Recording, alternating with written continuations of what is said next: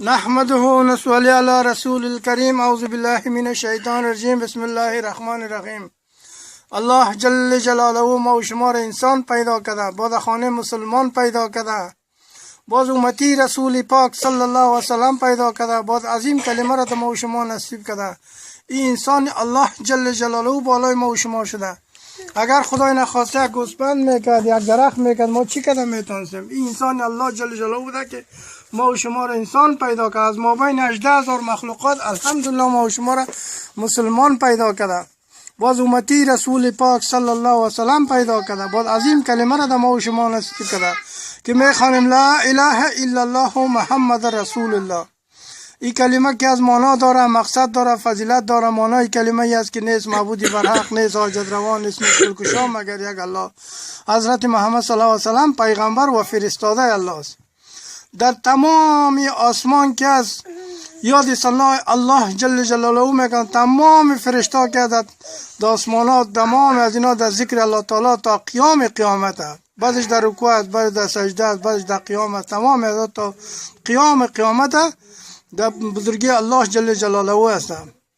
4 فرشته مقرر که در آسمان است.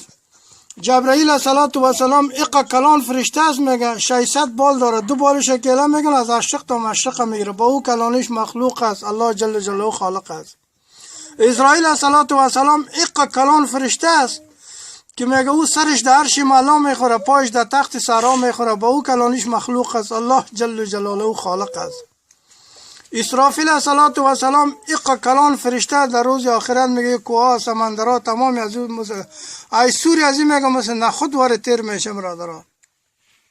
میکائیل علیه السلام میگه اقا کلان فرشته تمام بحرهای دینار، تمام دریای دینار میگه در بالا از او پرتو یک قطره هم میگه پایان نمیرده، با او کلانش که از مخلوق است، الله جل جلاله خالق است که ما و شما را پیدا کرده، تمام انسان ها کائنات را پیدا کرده. یافته ها میگه قدر 13 قدر دیناست، میگه او به او حکم الله میچله، یا صبح به او غروب میشه میگه تا شام پس غروب میکنه، او به حکم الله 1 ساعت پس و پیش نمیشه. اگر 1 ساعت او اگر هفته نمیشه تمام دینا را تاریکی میکنه. حالا ببین بنده های نافرمانش یک وقت نماز میخوانه یک وقت نمیخوانه.